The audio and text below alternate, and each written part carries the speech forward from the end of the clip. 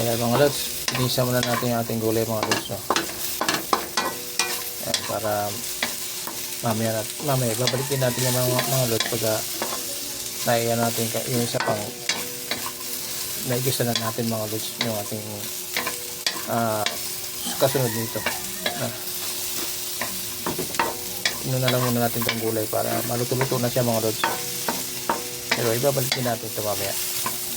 Samahan nyo lang ako mga lods at hanggang sa matapos yung ating vlog. Ayan, sama-sama tayo.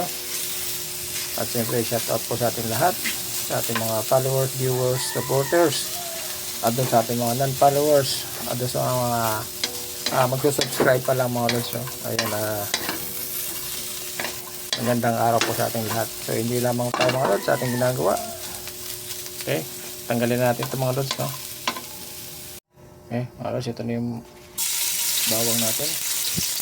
Umpisa na natin mga lods.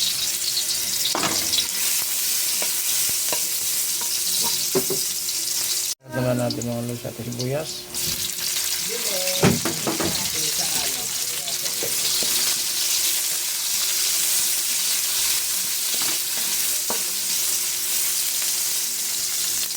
Lagyan natin mga lods yung ating paminta.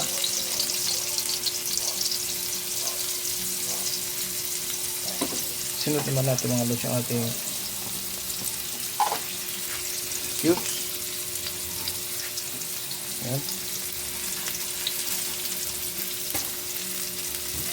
Ilagyan natin mga lods yung ating alamang. Sariwang alamang ito mga lods. Ayan. At imikos-mikos lang natin. Ayan mga lods.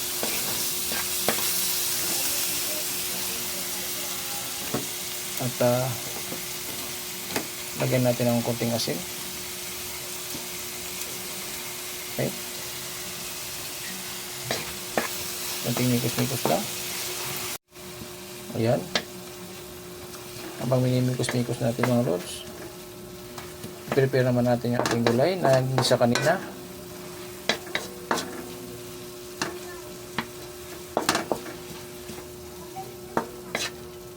Kunin lang natin mga lods yung ating gulay para may lagay na rito. So ito na mga lods yung ating gulay na ginisa kanina. Ihalo na natin dito mga lods. Ayan.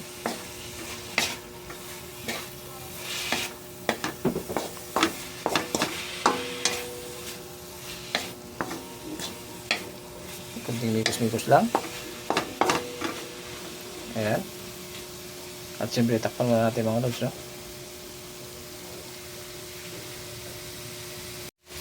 Ayan lang mga lods. At lagyan naman natin ng kunting sabaw mga lods. No?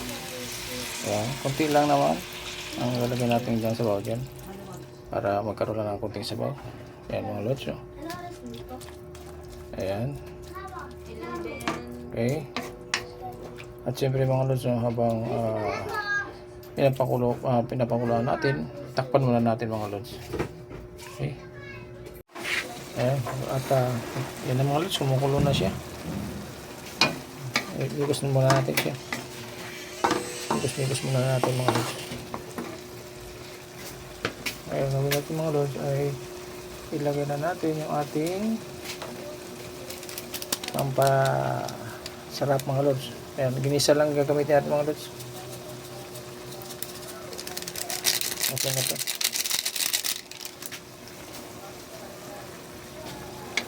Mix-mix.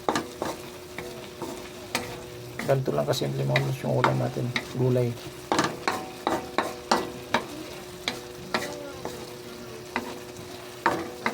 Nakakaraos na rin tayo mga lods. Kasi ganito lang kasimple yung ulam natin.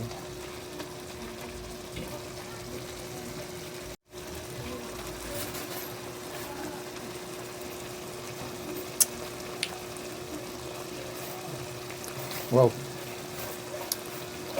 Sakto lang mga lods yung ating blada. Ayan. Okay na mga lods. Ang ating ulam for today's. Pang lunch natin mga lods. Ayan, gulay. Okay. Thank you very much. Thank you for watching mga lods. Ingat po tayo. Samantay na roon. Ingat po ang lahat mga lods. Ayan. Shout out po sa inyo lahat mga lods. Lalo sa ating mga OFWs. Shout out po at ingat po tayo. Kaya pansamantala. Bye bye mga lods.